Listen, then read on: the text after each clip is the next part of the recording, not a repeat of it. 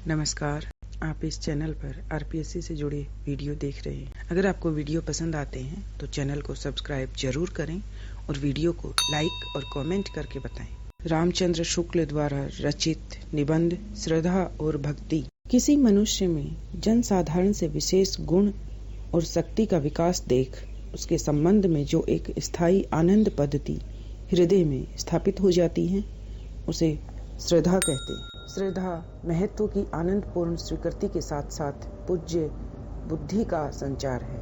यदि हमें निश्चय हो जाएगा कि कोई मनुष्य बड़ा वीर, बड़ा सज्जन, बड़ा गुणी, बड़ा दानी, बड़ा विद्वान, बड़ा परोपकारी या बड़ा धर्मात्मा है, तो वह हमारे आनंद का एक विषय हो जाएगा। हम उसका नाम आने पर प्रशंसा करने लगेंगे, उसे सामने देख आदर से सिर नवाएंगे। किसी प्रकार का स्वार्थ न रहने पर भी हम सदा उसका भला चाहेंगे, उसकी बढ़ती से प्रसन्न होंगे और अपनी पोषित आनंद पद्धति में व्याघात पहुंचने के कारण उसकी निंदा न सह सकेंगे। इससे सिद्ध होता है कि जिन कर्मों के प्रति श्रद्धा होती है, उनका होना संसार को वांछित है। यही विश्व कामना श्रद्धा की प्रेरणा का मूल है। प्रेम और श्रद्धा में अंतर यह है कि प्रेम स्वाधीन कार्यों पर उतना निर्भर नहीं। कभी कभी किसी का रूप मात्र जिसमें उसका कुछ भी हाथ नहीं, उसके प्रति प्रेम उत्पन्न होने का कारण होता है, पर श्रद्धा ऐसी नहीं है। किसी की सुंदर आंख या कान देखकर उसके प्रति श्रद्धा नहीं उत्पन्न होगी, प्रीति उत्पन्न हो सकती है।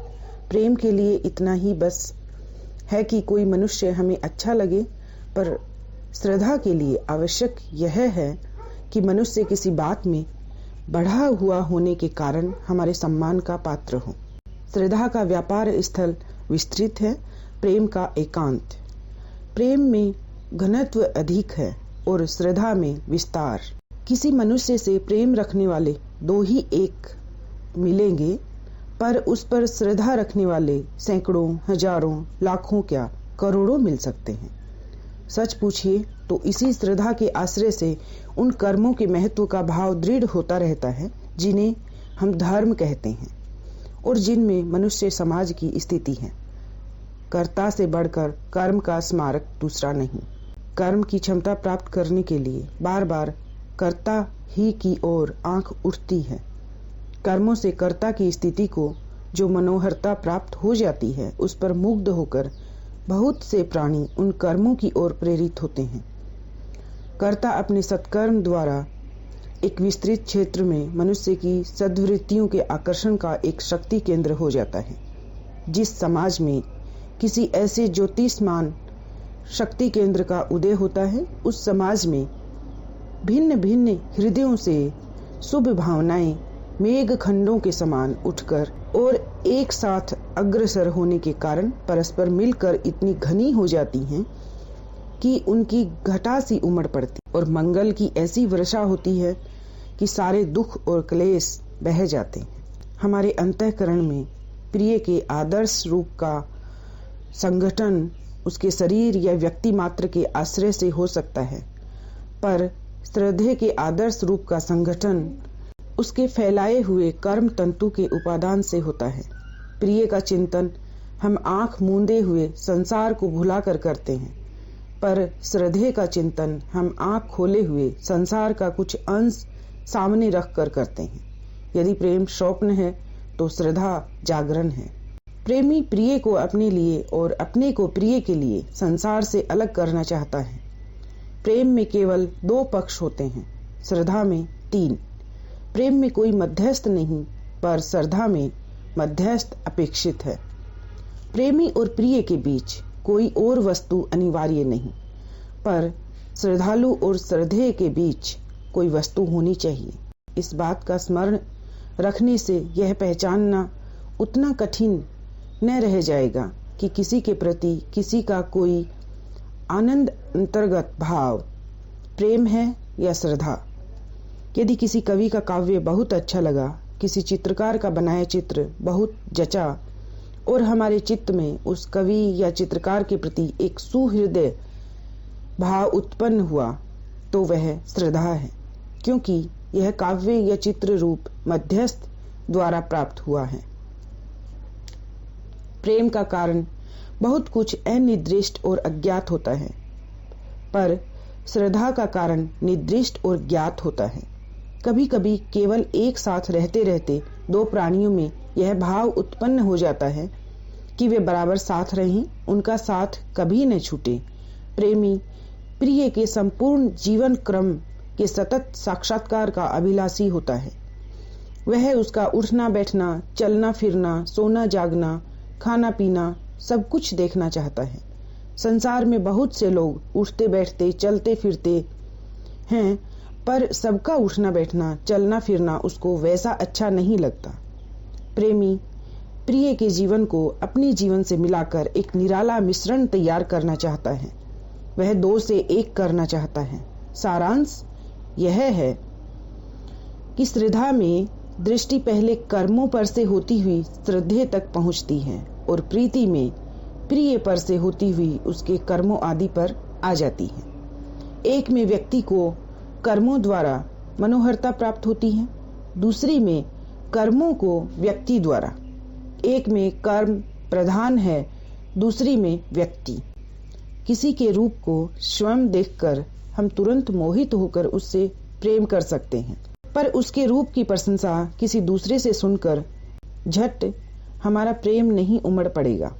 कुछ काल तक हमारा भाव लोभ के रूप में रहेगा, पीछे वह प्रेम में परिणत हो सकता है। बात यह है कि प्रेम एकमात्र अपने ही अनुभव पर निर्भर करता है, पर श्रद्धा अपनी सामाजिक विशेषता के कारण दूसरों के अनुभव पर भी जगती है। रूप की भावना का बहुत कुछ संबंध व्यक्तिगत रुचि से होता है, अतः किसी के रूप और हमारे बीच यदि तीसरा व्यक्ति आया तो इस व्यापार में सामाजिकता आ गई, क्योंकि हमें उस समय यह ध्यान हुआ कि उस रूप से एक तीसरे व्यक्ति को आनंद या सुख मिला और हमें भी मिल सकता है। जब तक हम किसी के रूप का बखान सुनकर वाह वाह करते जाएंगे, तब तक हम एक प्रकार के लोभी अथवा रीझने वाले या कद्रदान ही कहलाएंगे। पर जब हम उसके दर्शन के लिए आकुल होंगे, उसे बराबर अपने सामने ही रखना चाहेंगे, तब प्रेम का सूत्रपात समझा जाएगा। श्रद्धावान अपना किसी प्रकार का अधिकार नहीं चाहता, पर प्रेमी प्रिय के हृदय पर अपना अधिकार चाहता है। श्रद्धा एक सामाजिक भाव है। इससे अपनी श्रद्धा के बदले में हम श्रद्धेय से अपने लिए कोई बात नहीं चाहते। श्रद्धा धारण करते हुए हम अपने को उस समाज में समझते हैं जिसके किसी अंश पर, चाहे हम व्यष्टि रूप में उनके अंतर्गत न भी हों, जानबूझकर उसने कोई शुभ प्रभाव डाला। श्रद्धा स्वयं ऐसे कर्मों के प्रतिकार में होती है जिनका शुभ प्रभाव अकेले हम पर नहीं बल्कि सारे मनुष्य समाज पर पड़ सकता है। श्रद्धा एक ऐसी आनंदपूर्ण कृतज्ञता है जिसे हम केवल समाज के प्रतिनिधि रूप में प्रकट करते हैं। सदाचार पर श्रद्धा और अत्याचार पर क्रोध या घृणा प्रकट करने के लिए समाज ने प्रत्येक व्यक्ति को प्रतिनिधित्व प्रदान कर रखा है। यह काम उसने इतना भारी समझा है कि उसका भार सारे मनुष्यों में बांट दिया है, दो चार माननीय लोगों के ही सिर पर नहीं छोड़ रखा। जिस समाज में सदाचार पर श्रद्धा और अत्याचार पर क्रोध प्रकट करने के लिए जितने अधिक लोग तत्पर पाए जाएंगे, उतना ही वह समाज जागृत समझा जाएगा। श्रद्धा की सामाजिक विशेषता एक इसी बात से समझ लीजिए कि जिस पर हम श्रद्धा रखते हैं उस पर चाहते हैं कि और लोग भी श्रद्धा रखें। जिस पर हमारा प्रेम होता है उससे और 10-5 आदमी प्रेम रखें, इसकी हमें परवाह क्या, इच्छा ही नहीं होती, क्योंकि हम प्रिय पर लोभवश एक प्रकार का अन्य अधिकार या इजारा चाहते हैं। श्रद्धालु अपने भाव में संसार को भी सम्मिलित करना चाहता है, पर प्रेमी नहीं। जब तक समष्टि रूप में हमें संसार के लक्ष्य का बोध नहीं होता और हमारे अंतःकरण में सामाजिक आदर्शों की स्थापना नहीं होती, तब तक हमें श्रद्धा का अनुभव नहीं होता। बच्चों में कृतज्ञता का भाव पाया जाता है, पर सदाचार के प्रति उस कृतज्ञता का नहीं जिसे श्रद्धा कहते हैं। अपने साथ किए जाने वाले जिस व्यवहार के लिए वे कृतज्ञ होते हैं, उसी को दूसरों के साथ होता देख कर्ता के प्रति कृतज्ञ होना वे देर में सीखते हैं। उस समय सीखते हैं जब वे अपने को किसी समुदाय का अंग समझने लगते हैं। अपने साथ या किसी विशेष मनुष्य के साथ किए जाने वाले व्यवहार के लिए जो कृतज्ञता होती है वह श्रद्धा नहीं। श्रद्धालु की दृष्टि सामान्य की ओर होनी चाहिए, विशेष की ओर नहीं। अपने संबंधी के प्रति किसी को कोई उपकार करते देख यदि हम कहें कि उस पर हमारी श्रद्धा हो गई है तो यह पाखंड है। हम झूठ मूठ अपने को ऐसे उच्च भाव का धारण करता प्रकट करते हैं, पर उसी सज्जन को 10-5 और ऐसे आदमियों का जब हम उपकार करते देखते हैं पर जिन्हें हम जानते तक नहीं, और इस प्रकार हमारी दृष्टि विशेष से सामान्य की ओर हो जाए, तब यदि हमारे चित्त में उसके प्रति पहले से कहीं अधिक कृतज्ञता या पूज्य बुद्धि का उदय हो तो हम श्रद्धालु की उच्च पदवी के अधिकारी हो सकते हैं। सामान्य रूप में हम किसी के गुण या शक्ति का विचार सारे संसार से संबद्ध करते हैं, अपने या किसी विशेष प्राणी से संबद्ध करके नहीं। हम देखते हैं कि किसी मनुष्य में कोई गुण या शक्ति है जिसका प्रयोग वह चाहे जहां और जिसके प्रति कर सकता है। श्रद्धा का मूल तत्व है दूसरे का महत्व स्वीकारना। अतः जिनकी स्वार्थबद्ध दृष्टि अपने से आगे नहीं जा सकती अथवा अभिमान के कारण जिन्हें अपनी ही बड़ाई के अनुभव की लत लग गई है, उनकी इतनी समाई नहीं कि वे श्रद्धा के ऐसे पवित्र भाव को धारण करें। स्वार्थियों और अभिमानियों के हृदय में श्रद्धा नहीं टिक सकती। उनका अंतःकरण संकुचित और मलिन होता है। वे दूसरों की कृति का यथार्थ मूल्य नहीं परख सकते। आज की वीडियो में हमने जाना श्रद्धा क्या है। किसी मनुष्य में जनसाधारण से विशेष गुण और शक्ति का विकास देख उसके संबंध में जो एक स्थायी आनंद पद्धति हृदय में स्थापित हो जाती है उसे श्रद्धा कहते हैं। इसके साथ ही हमने ये भी जाना कि प्रेम और श्रद्धा में क्या अंतर है। प्रेम एकांत चाहता है, श्रद्धा विस्तार चाहती है। प्रेम में घनत्व अधिक होता है और श्रद्धा विस्तृत होती है। प्रेम में स्वप्न और श्रद्धा में जागरण का महत्व है।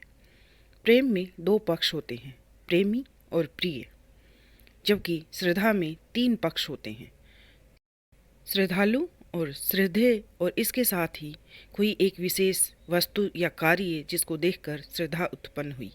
प्रेम का कारण अज्ञात होता है और श्रद्धा का कारण ज्ञात होता है। प्रेम में प्रिय से उसके कर्मों तक जाते हैं, जबकि श्रद्धा में कर्म से श्रद्धेय तक पहुँचते हैं। तो इस तरह से हमने प्रेम और श्रद्धा के अंतर को जाना। इसके साथ ही इसमें यह भी बताया गया कि श्रद्धा का मूल तत्व है दूसरे के महत्व को स्वीकार करना। आज की वीडियो में बस इतना ही। अगले वीडियो में हम श्रद्धा के प्रकार और श्रद्धा और भक्ति में अंतर जानेंगे। श्रद्धा और भक्ति को समझने के लिए आप अगले वीडियो को ज़रूर देखें। धन्यवाद।